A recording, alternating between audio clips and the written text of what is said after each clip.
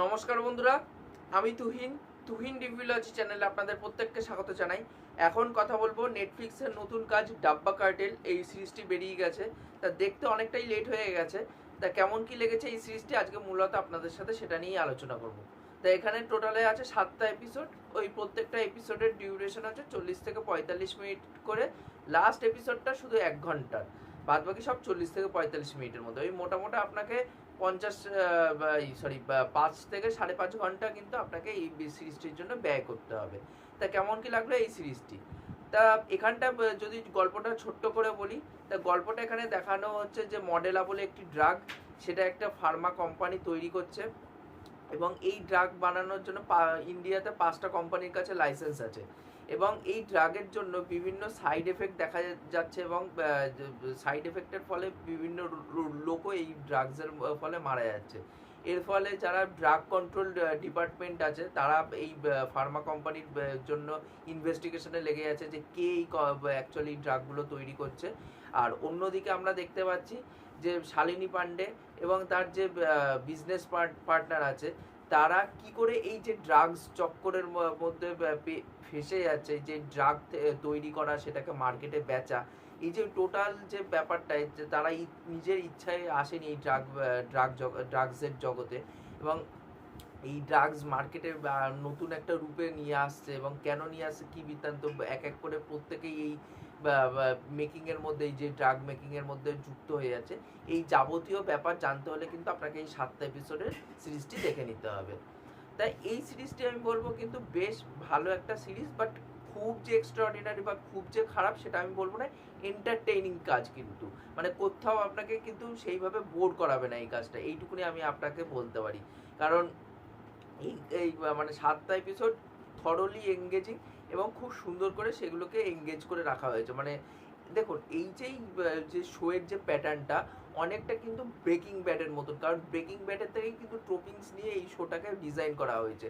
এবার breaking bad যেহেতু breaking ব্যাডের যেই ক্যারেক্টারগুলো আইকনিক, ওয়াল্টার হোয়াইট বলুন, তারপর হচ্ছে এই হ্যাঙ্কের ক্যারেক্টারটা বলি বা গাসের ক্যারেক্টারটা বলি বা টুকো বলে একটা ক্যারেক্টার ছিল ফার্স্ট সিজনে, এই যে এই ক্যারেক্টারগুলো এত আইকনিক এবং সেই ক্যারেক্টারগুলো এখানটা কে কে প্লে করছে সেটা যদি আপনারা যদি ব্রেকিং ব্যাড দেখা থাকে তাহলে কিন্তু আপনারা বুঝে যাবেন। বাট ব্রেকিং ব্যাডে যেই জিনিসটা সব থেকে বেশি ভালো, ব্রেকিং ব্যাডে না প্রত্যেকটা জিনিস প্রত্যেকটা ক্যারেক্টারকে ডেভেলপমেন্ট করতে করতে গেছে এবং স্লো বার্ন ট্রিটমেন্টের সাথে সেই জিনিসটা আরও বেশি দেখতে মজা লাগছিল। বাট এটাই প্রচণ্ড ফাস্ট পেসিং কাজ, কিন্তু এটাও দেখতে হবে লোকের এখন অ্যাটেনশন স্প্যান কমে গেছে, যার জন্য এখন লোককে মানে এখন যেহেতু লোকের অ্যাটেনশন স্প্যান কমে গেছে যার জন্য হয়তো এই কাজটাকে আরও একটু এঙ্গেজিং বানানোর চক্করে হয়তো সেটাকে ফাস্ট পেসিং করা হয়েছে।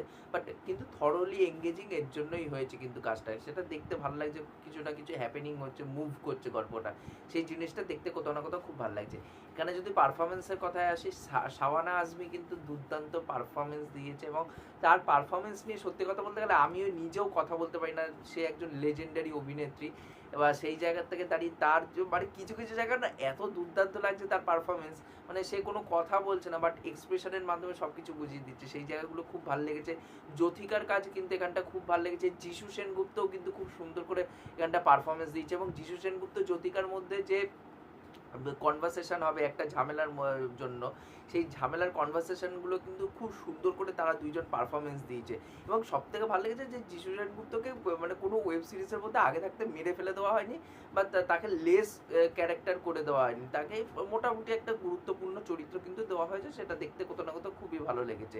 এবং এখানটায় শালিনী পান্ডের অভিনয় বলে তার কাজ আমি বলবো ঠিকঠাক লেগেছে এবং লাস্টের দিকে একজন স্পেশাল ক্যামিও আছে, তার মানে কার ক্যামিও থাকতে চলেছে সেটা আমি ভালো মতনই জানি, মানে তার ভয়েসটা জাস্ট শুনতে পাচ্ছিলাম, তখন ভয়েসটা শুনে আমি গেস করে নিয়েছিলাম। বাট সে যখন এসছে না পুরো শো স্টিল করে নিয়েছে, মানে ওখানটায় তার পারফরমেন্স আমার ব্যাপক লেগেছে। এবং সাপোর্টিং কাস্টে যারা যারা অভিনয় করেছে এখানটায়, যে শালিনী পান্ডের যে এই মানে এই বিজনেস পার্টনারের যে অভিনয়টা করেছে সে কিন্তু দুর্দান্ত, মানে তার ক্যারেক্টারটা পুরোপুরি বর্ণময় একটা ক্যারেক্টার, দুর্দান্ত লেগেছে।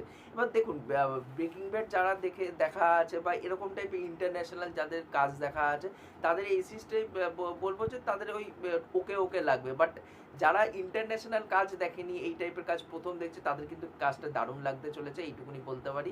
এবং ওভারঅলে কাজটা আমি বলবো খারাপ না বা খুবও ভালো, মানে খুব ভালোও নয়, বা একটা ভালো একটা কাজ হয়েছে, ডিসেন্ট কাজ হয়েছে, দেখলাম এঙ্গেজ, মানে এঙ্গেজিং একটা কাজ, মজা পেলাম, এন্টারটেইনমেন্ট হলাম, ব্যাস ভুলে গেলাম, ব্যাস এই টাইপের একটা কাজ হয়েছে। এবং সব থেকে আমার খারাপ লেগেছে যে এটাই যে মানে এটার জন্য না সিজন 2-তে টেনে নিয়ে যাওয়া হয়েছে। এবার সিজন 1-এর মধ্যে যদি একটা কনক্লুশন যদি টানা হতো, সেটা আই থিঙ্ক বেটার হতো। কারণ ফার্জি কাজটা ইন্ডিয়ার ব্রেকিং ব্যাড বলা হয়, সাধে বলা হয় না, কিন্তু ওই জিনিসগুলো প্রত্যেকটা ডিপার্টমেন্টকে, মানে ক্যারেক্টার বলুন, প্লট বলুন, এবং প্রত্যেকটা মানে গল্পটাকে মানে খুব সুন্দর করে আগে এগিয়ে নিয়ে যাওয়া হয়েছে, যার ফলে কি হচ্ছে জিনিসটা দেখতে ভালো লাগছে। এবং লাস্টে গিয়ে যখন ক্লাইম্যাক্সটা দেখতে পাচ্ছি, পুরো একটা স্যাটিসফাইং ক্লাইম্যাক্স কিন্তু দেখতে পাচ্ছি, সেই জায়গায় মজা দিতে পারছে। এবার সিজন 2-র জন্য তারপর বাদ বাকি গল্পটা রেখে দেওয়া হয়েছে। এবং ওটার মধ্যে কি, ওটার মধ্যে একটা কাণ্ড ঘটছে, যে ওটার মধ্যে জাল নোটটা কি করে বানাচ্ছে সেটার মধ্যে খুব সুন্দর করে ডিটেলিং দেখানো হয়েছে, যেটা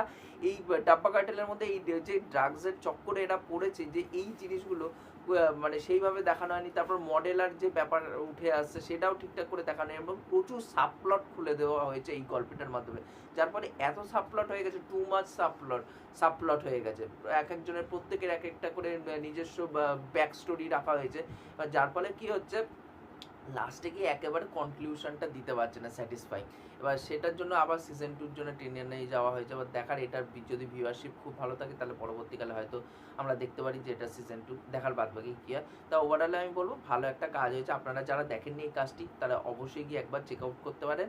আর যারা দেখেছেন কাজটি, অবশ্যই নিচে কমেন্ট করে জানাতে পারেন আপনাদের এই কাজটি কেমন কী লেগেছে। আর এই ভিডিওটি ভালো লাগলে অবশ্যই লাইক, শেয়ার, সাবস্ক্রাইব করে পাশে থাকবেন, তাহলে মোটিভেশন পাবো নতুন নতুন ভিডিও বানানোর জন্য। এখনকার মতন টাটা, বাই।